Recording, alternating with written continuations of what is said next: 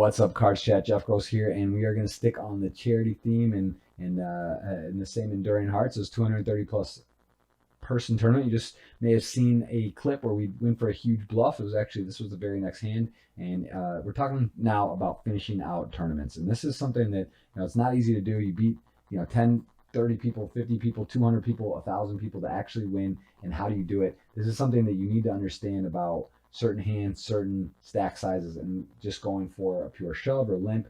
Certain hands you want to have limps on. For example, right here, he's got about what, 8, 9 blinds, a little under, about 9 blinds, right? About, yeah, just under 9 blinds. And this is something that a hand like King 9 is a pure shove. Like, I don't really want to limp get. It's not quite good enough to trap. It's also not, I don't want, obviously not folding, right? Queen 7 off is called a computer hand. If you're playing heads up, that is a dead even dealt hand. If you get Queen 7, that should be in the middle. If you get anything better, it's technically, you can assume you have a better hand than your opponent. If you get something a little worse, like Queen 6 off, then it is technically, you could think you might not have the best hand. But anyway, that's a good medium ground. King 9 off obviously is way ahead of those hands. And again, it's not like King Jack suited, King 10 suited. Maybe I'd trap and limp, get him to shove and call. But King 9 off, I think it's just does fit in that range of, it's a good hand, but I don't really see the merit of limping and letting him in with a weakish hand. I just try to take it down, and sometimes I'm going to call by worse. So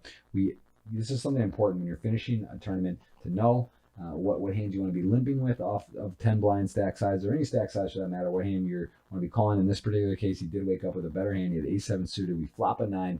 We had to fade the extra heart action on the turn, and we did. It's a nice one. 200. We come in one table, and we take it down. Man, shout out to the Sexton, Mike Sexton.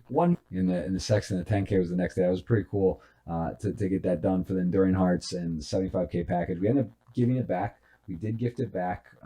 They paid us to host a tournament, and took it down, and the guy, golfer Daryl, ended up getting it. It was a 10-night stay in the Exumas, private jet to and from USA. There it is right there. Winner's choice of a WSU Bain and Zen or a 75K vacation package. They actually offered us a second one when I gave it up, but I'm not taking that. And they actually sent me a bottle of Pappy Van Winkle, which was nice. But the moral of the story there is knowing how to finish a tournament. That's what this video is about, is knowing, it's so hard, right? It's like you just want to close it out. You want to put the chips in the middle. You don't want to double someone up and give them back in, but you want to know which hands you're doing what with. So I think the biggest lesson is to have a plan, study the charts, know your 10 blind. When your opponent has 10 blinds effective, what hands you want to limp with, what hands you want to shove with, and have reasons why, and make, of course, exploits. If you think certain guys playing too tight, a little bit loose, you can add a few more traps or shove a little bit wider or tighter. But the moral is, to finish tournaments, you gotta have a plan. You gotta make the right decision on the right stack sizes, and this is something you can get a lot of information on blind on blind.